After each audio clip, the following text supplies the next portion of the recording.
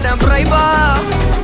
பெருசா பில்டப் இல்ல, ஃப்ரெண்ட்ஸா நிச்சதில்ல, லவ்ஸா மட்டும் சொன்ன ஹைப்பா.